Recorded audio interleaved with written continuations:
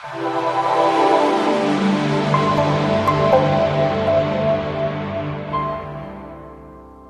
morning. We are glad that you're here.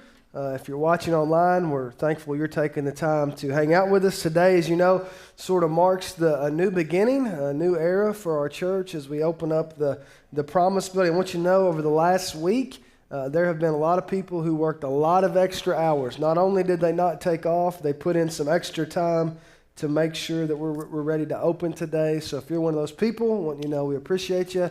If you're not one of those people, we were kind of looking for you this week. No, I'm just kidding. But we're glad you're here. Today's kind of week one of sort of the next 50 years. It's kind of the way that we've framed this. We still have a lot to do. There's still a lot of logistical things that we'll have to work out. But my promise to you is every week we'll evaluate and try to get a little better, figure out the best way to use that facility and the best way to do things. So hang with us, be patient. There's still a lot of things to figure out, and there's a long way to go, but we're excited that you're here. Remember, we've said all along, we don't build buildings so that we can have cool stuff. We build buildings so that we can reach people, and we're going to figure out some great ways to do that, but we're glad that you're here to be a part of it today. Now, with that being said, I hope you had a great Thanksgiving. I hope you got to eat a lot of food and hang out with your family. But I don't know how it is for you, but one of the things that sometimes happens at my family Thanksgiving, it's not every year, but some years, is you sort of have these family discussions that you don't have any other time. Maybe your family's like mine. There's people in different places, and everybody's coming from different directions, and you rarely find yourself sitting around the same table. So when you do, it's an opportunity just to talk about things. But what can sometimes happen, if you're not careful, is that a friendly family discussion can quickly turn into an intense debate. Now, don't raise your hand if you ever experienced that, but you know what I'm talking about. Maybe you live in a family, you're in a family where there's a lot of disagreements about politics, and people have difference of opinions, and they want to debate that around the table.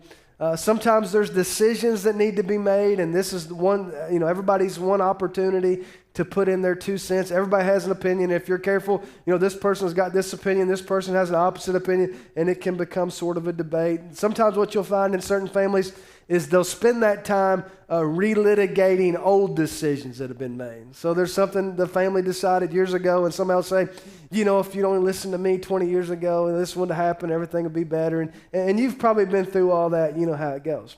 Another debate that can sometimes take place, though, around the family table happens if you live in a family with a lot of sports fans. All right, if you live in a family where everybody's sort of into sports and they're coming from different generations, it usually doesn't take long for there to be this debate that ensues about specific players. And specifically the question is, who was better, or who's the best player of all time in whatever sport.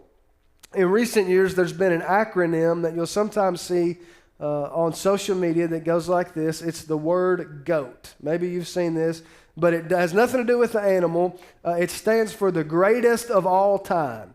Who is the GOAT? Who's the greatest of all time? So you got people from different generations, they answer that question differently. For example, you may be in a family where the debate is between who's the greatest basketball player of all time. Is it LeBron James or Michael Jordan?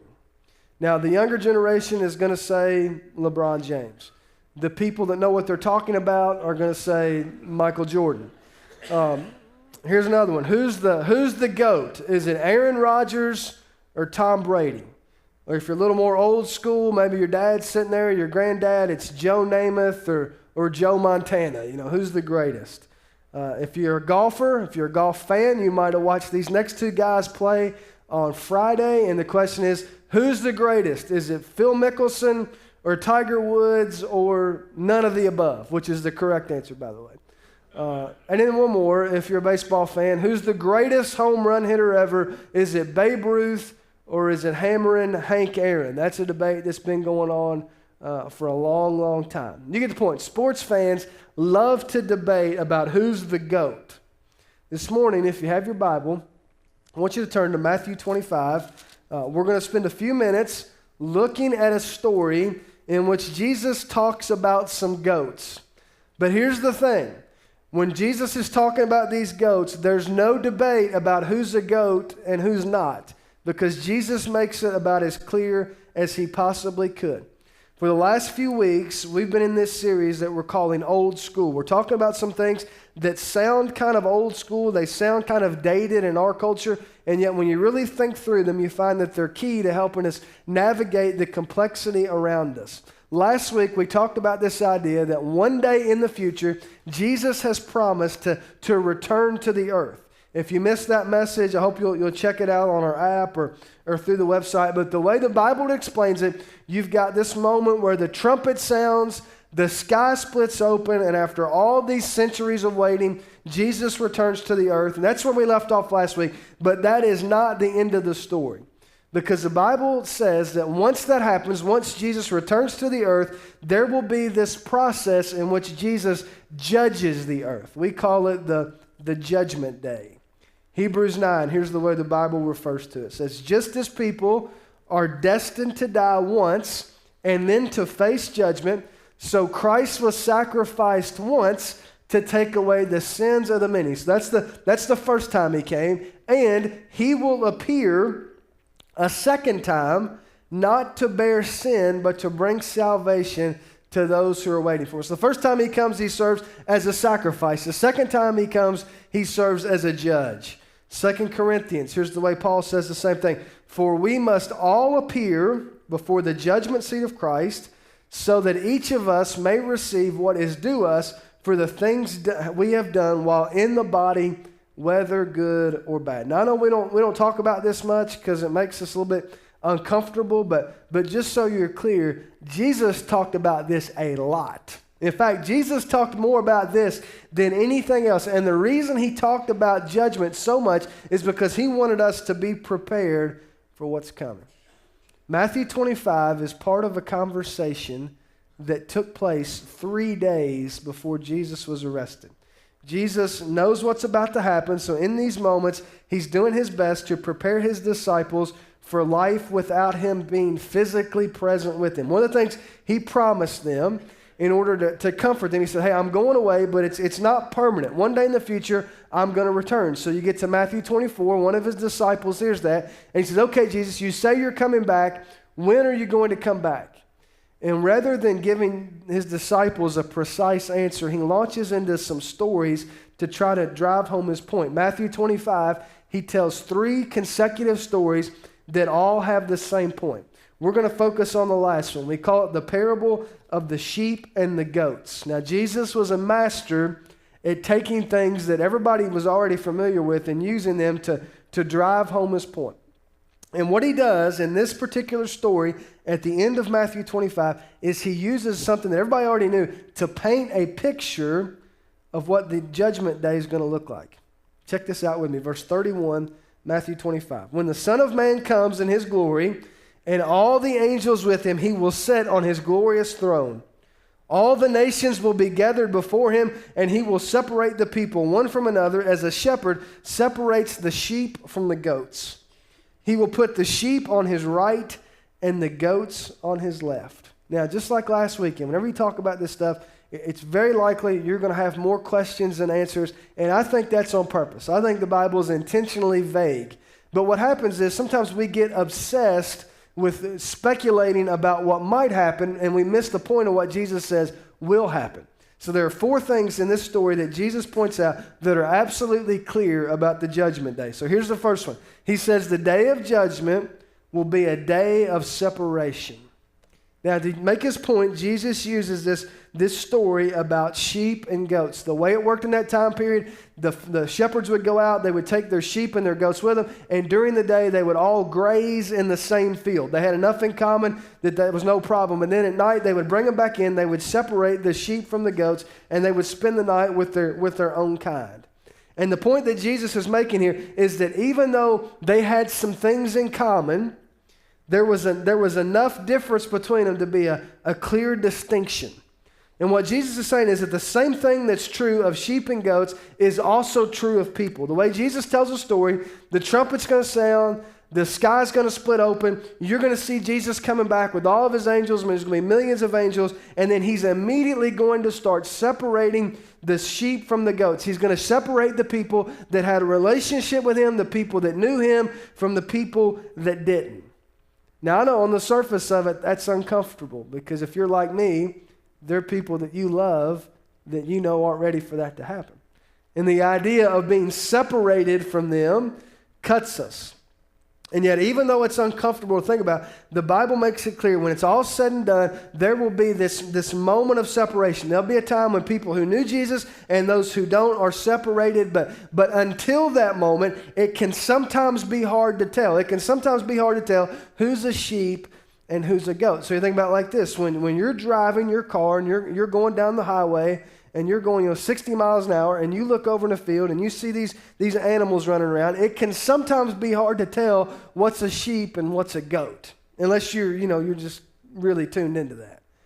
And what Jesus is saying is, you look around, there's going to be some things that are hard to tell. Sometimes it's difficult to tell who's a Christian and who's not a Christian, especially from a distance, because we all share so much in common. You think about your circle of friends, whether you're a Christian or not Christian. There are people, we all get up, we go to work, we try to provide for our families, we worry about our kids, we worry about our health, we cheer for the same teams, we eat at the same restaurants, our kids go to the same schools, we worry about the future. You're in a bad mood if your team wins or loses, you're in a good mood if your team wins. We all sort of go through the same stuff, and it can sometimes be hard to tell, but here's the deal. Jesus says that when he comes back, there will be this moment of distinction in which everybody will know.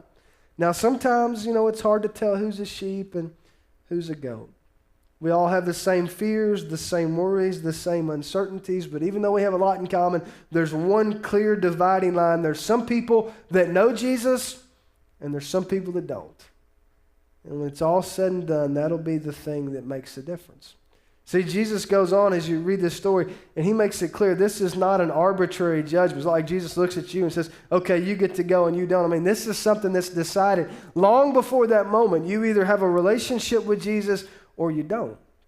And over again, over the past few weeks, we've said the only way a person can get to heaven, the only way you can be adopted into God's family is through your relationship with Christ. It's not something you earn. It's not like you do a bunch of stuff and earn your way. Salvation is a gift that only comes through Jesus. But the surprising thing in this story is what Jesus says is the evidence of that relationship. Check out verse 34. Then the king will say to those on his right, "Come, you who are blessed by my Father, take your inheritance, the kingdom prepared for you since the creation of the world. For I was hungry, and you gave me something to eat. I was thirsty, and you gave me something to drink. I was a stranger, and you invited me in. I needed clothes, and you clothed me. I was sick, and you looked after me. I was in prison, and you came to visit me." Now, there's a key word there. I want you to notice, verse 34. I want to make sure you catch this. It's the word inheritance. Make sure you catch that. One of the mistakes you can make when you read this passage is you can start to believe that Jesus is saying that if you just do these particular things, you'll earn your way to salvation. But that's not at all what he's saying. He's saying that your entrance into the kingdom of God is it's your inheritance. And an inheritance is not something you earn. An inheritance is something you're given because you're part of the family. So, for example, on Thursday, when I went to my grandma's house, I'm not invited to sit at the table because I used to mow the grass and take the garbage out when I was a kid. That's not what earned me the right to sit at the table. The reason I'm invited to the meal is because I'm part of the family. I'm given a seat at the table because I'm a member of the family. Not because of anything I did in my past to earn my way. But the other side of this is because I'm a member of the family, there are certain expectations that come with that. So here's a second thing if you're keeping track. The judgment day will be a day of reflection. See, Jesus gives us this list of 6 different things that he says serve as evidence that your heart has been transformed by Christ. So you feed the hungry, you give water to the thirsty, welcome the stranger, clothe the naked, care for the sick, and visit those in prison. And if your heart has been transformed by Christ, if you're in a relationship with Jesus, these are the kinds of things you'll spend your time doing. Over and over again, as you grow in your relationship, your life becomes less and less about you, becomes more about serving other people. Again, you don't do these things to earn your way into the family. You do these things because you're a member of the family. They serve as evidence that your heart is being transformed. James chapter 2, here's what James says. He says, in the same way, faith by itself, if it's not accompanied by action, is dead. And what he means by that is what you really believe in your heart, what you believe in the core of who you are, that will come out in how you live your life. But here's what I love about this story. You keep reading this, and Jesus says that the sheep in the story, they didn't even realize what they were doing when they were doing it. Check out the way this goes down in verse 37. Then the righteous will answer him, Lord, when did we see you hungry and feed you, or thirsty and give you something to drink? When did we see you a stranger and invite you in, or needing clothes and clothe you? When did we see you sick or in prison and go to visit you? And the king will reply, truly I tell you, whatever you did for one of the least of these brothers and sisters of mine, you did for me. Now in sports, whenever you talk about who's the greatest of all time, the debate usually centers around a person's stats. So, for example, if you wanted to argue who was the better player, LeBron James or Michael Jordan, you could go online, you could pull up their stats from their career, and you can make a pretty compelling case for either one. So, and somebody might say, hey, Michael Jordan's scoring percentage was higher, his shooting percentage was higher, and he rebounded more per game than LeBron does. But somebody else comes back and says, yeah, but LeBron had more steals and he hit more game winners and blah, blah, blah. And what happens is you can argue that back and forth forever. You can just go on and you can compare every stat, because in sports, everything is written down. Everything's tracked. Every shot, every rebound, every assist, every turnover, every steal, all of it is meticulously tracked. It's written down, it's averaged, and then you get a picture of what kind of player a person was. Today, they even have what they call advanced analytics, in which some teams have their players wear a heart monitor, and they can tell who's playing hard and who's not playing hard and all that. And it all becomes this profile of who's the better player. Everything is tracked. Every move is documented. Now, here's the problem. Sometimes when people think about the judgment day, they view it as if you're going to go to heaven or wherever, and you're going to go in this room, and God's going to be sitting there, and he's got this big stack of papers, and this is all the stats from your life. And you're going to go through, and you're going to go through every little thing, and this is what they think. They think, okay, God, hey, man, I get it. I know I did some really stupid stuff. But if you look at my stats, I went to church on Sundays 64% of the time. And I gave, 4% of my income on average. I volunteered in the kids ministry, 5 weeks a year. I gave money to the soup kitchen. I gave such and such to the Salvation Army.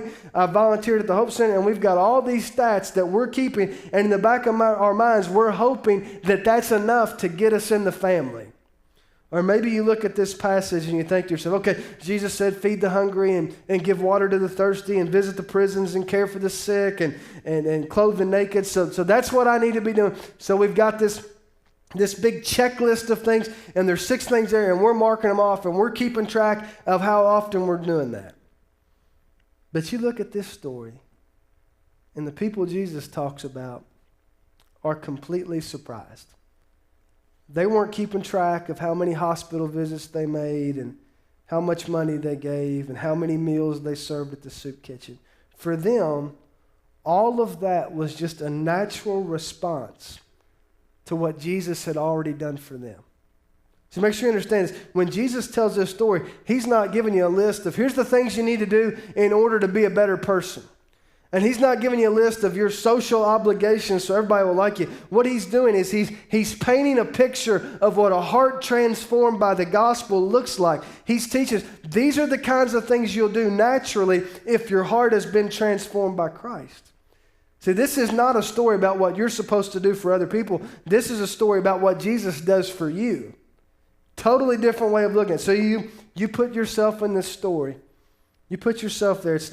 You put yourself there, and Jesus left his throne, and he came to earth, and he found us, and when he found us, it was not a pretty picture. In fact, we were hungry.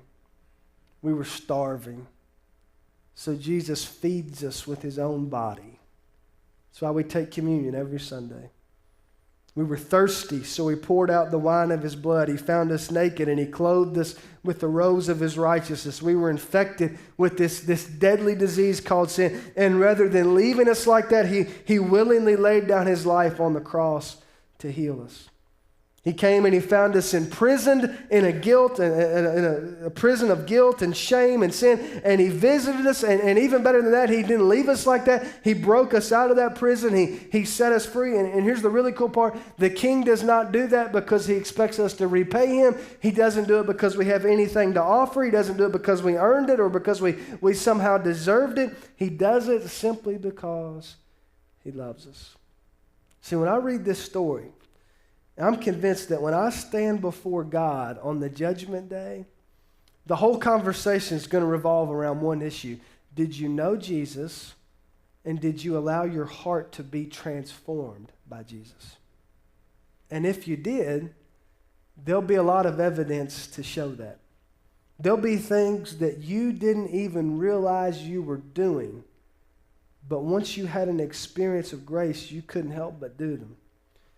I think it could happen something like this. You stand before God on the judgment day, and all of a sudden, God starts bringing up stuff from your past that you didn't even remember. He says, hey, do you remember that single mom that lived in your neighborhood and times were tough and you slipped her a $100 bill to help out? You don't remember doing that. Hey, do you remember that one Christmas when that family was struggling and you and your friends went together and you bought the Christmas presents for the kids just to ease the pressure? And you got a vague memory of that, but it's not anything that stood out. Remember that young guy you used to work with? He didn't have much family, much upbringing, but you took him under your wing and you helped him get his life on track. Or what was that friend of yours that had that major surgery and you went over and you cleaned the apartment and you cooked the meals and you were there long after everybody else had gone home and moved on? You continued to call, you continued to hang out. I mean, at that moment, you may not even realize what you're doing. You're just doing it because your heart's been transformed by Christ. That's why, if you're following along, I think for some people, the day of judgment is going to be a day of celebration.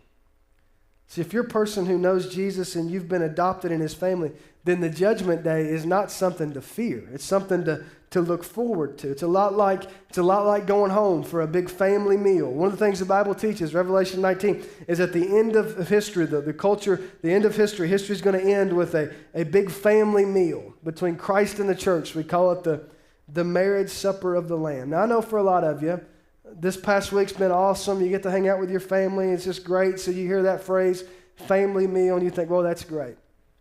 For others of you, maybe that's not been your experience. Maybe the mere mention of a family gathering causes your blood pressure to go up and your anxiety to rise. And I mean, for some people, family meals are a time of enjoyment.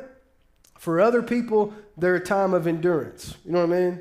You don't have to nod your head, but I know you know. I mean, maybe you got a creepy uncle or a crazy cousin or something. Somebody's always wanted to, or maybe you are the creepy uncle. I don't know. I'm just telling you, it's not always easy. But what I want to tell you is don't let your own experience ruin the anticipation of what's coming. Because when we talk about a family meal, we're not talking about your family, we're talking about God's family, and that's totally different. When you're at God's table, he knows you're messed up. He knows all the bad decisions, all the wrong turns, all the things you've done to blow your life up, and yet he invites you anyways. He knows all the mess that's in your past, and yet he chooses to overlook it, he chooses to forgive it, and he gives you a seat at the table. You're a part of the family. And you're welcome at your Father's table. Now, don't get me wrong. I think there could be some uncomfortable moments for a lot of us at the judgment day, but I think more than anything, it's going to be a celebration of God's grace as you look back and you see how God's love brought you through your life. You see how his grace sustains you, how his undeserved love set the tone for your whole life. But I have to be honest and tell you, there's another side to this story, and it might be a little uncomfortable. See, for some people, the day of judgment is going to be a day of celebration. But for a lot of people, if you believe what the New Testament says, the majority of people, it's going to be a day of devastation. Look at what Jesus says in verse 41. Then he will say to those on his left, "Depart from me, you who are cursed, into the eternal fire prepared for the devil and his angels. For I was hungry, and you gave me nothing to eat. I was thirsty, and you gave me nothing to drink. I was a stranger, and you did not invite me in. I needed clothes, and you did not clothe me. I was sick and in prison, and you did not look after me." They will also answer, "Lord, when did we see you hungry or thirsty or a stranger or needing clothes or sick or in prison and did not help you?" He will reply, "Truly I tell you, whatever you did not do for one of the least of these, you did not do for me." Then they will go away to eternal punishment, but the righteous to eternal life. Here, these people, for whatever reason, they just never got. I mean, they were there, they sat in the same seats, they heard the same songs, they read the same stories, and for whatever reason, it never penetrated their heart. They never responded. They were content to just sort of, hang out on the periphery. They just never got to their heart, and they knew a lot of stuff about Jesus. I mean, they knew the stories about Jesus, but they never really knew Jesus. And because of that, their hearts were never transformed, and their lives were never changed. They went through life like a lot of us go through life. They had sort of the tunnel vision. They were so engrossed in themselves and what they had going on, they didn't even notice the people around them. There were sick people they didn't notice. There were naked people they didn't notice. There were people who needed to be visited. There were people who were hungry, people who were thirsty, people who were strangers and needed to be invited in, and they didn't even notice.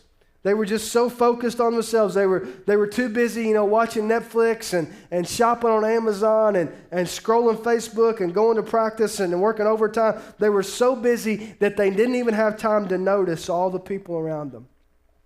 But if you look at verse 45, Jesus says that when you miss those opportunities to serve the people around you, you miss him. And when you miss him, you miss everything. If you somehow manage to go through your life and you never connect with Jesus, then when you get to the end of your life, what you think is going to be an invitation to the party turns into a devastating moment of eternal separation. So what do? How do you prepare? Here's the bottom line for this message and really for this whole series. You build a life now that you'll be proud of then. You build a life now that you'll be proud of then.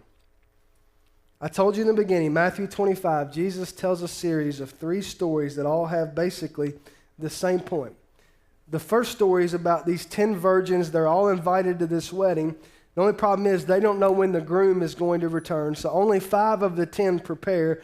5 don't take it seriously, 5 prepare. And then after an extended time, when the groom comes back, the 5 who are prepared are invited to the wedding. The 5 who are unprepared are left behind. The next story is about a wealthy landowner. He goes away on a trip and he leaves 3 of his hired hands behind. He gives each of them a sum of money. He says, put this money to work and make a profit. And then he goes away on his trip. After an extended time, he finally returns. And 2 of the 3 have done a good job. They've done exactly what the master of the property asked them to do, but one of them was unprepared. He didn't do his job. And because of that, he squandered his right to be in a relationship with the landowner. And then you get to this story, and Jesus says that on a day that you do not expect, the Son of Man will return, and he's going to set about separating the sheep from the goats. And if you were to read these 3 stories in consecutive order, what you should do when you go home today, just read all 3 of them. You'll find it's the same point, 3 different ways from 3 different angles, and it's this: be ready. You don't know when the groom's going to show up. You don't know when the landowner's going to return. And you have no idea when the Son of Man is going to return with all his angels. So whatever you do, be prepared for that moment. But here's the thing about preparation, and you know this is true. You don't prepare then, you prepare now. I mean, if you wait until then to prepare, that's too late.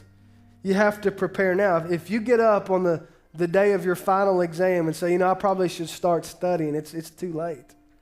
If you sign up to run a marathon, you don't get up that day and say, you know what, I've got a race here in a couple hours. I'm going to get off the couch and start training. I mean, it's too late. You don't plan your wedding on the day of the ceremony. You plan in advance. You prepare for that day.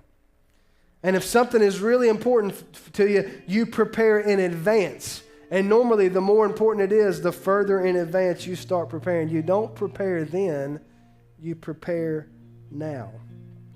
And if there's one thing that Jesus makes clear throughout this section, it's that you and I have no idea when then is going to be now. You don't know when Jesus is going to come back for you. I don't know when Jesus is going to come back for me. And you don't know when he's going to come back for all of us. But you can't wait till then to prepare. You prepare now. So as we close this series, I want to ask you just point blank, are you prepared to meet God? I mean, if you went home today and you're just sitting down, you're eating lunch, and you're kicked back on the couch, and out of nowhere, you heard the trumpet sound or your heart stopped beating, well, whatever happens, are you prepared for that moment? Are you prepared? Have you been adopted into the family? Are you invited to the table? And if you're not, I'm just going to be honest with you, if you're not ready, I don't know what else to tell you, except you better get ready. If where you spend eternity is important to you, then don't put it off. You have to prepare now for what's going to happen then, because then it's too late, and now's the time. Others of you may be here, and maybe you've already put your trust in Christ. You've prepared for that moment, but you sort of drifted. Maybe you've been distracted. You haven't been noticing the opportunities to serve the people around you. And Jesus said, whatever you do for the least of these, you do for me. So some of you already know what that is. The Lord's spoken to you. You know exactly what it is that you need to do. But when it's all said and done, you better be prepared now for what's going to happen then. I want you to stand. And we're going to close our time together this morning by singing one of my favorite songs. The title of the song is Waiting Here for You. And there's a line in the first verse that says this, says, we come with expectation, we're waiting here for you. I'm going to tell you, there are certain songs that you shouldn't sing if you don't mean it. And this is one of them.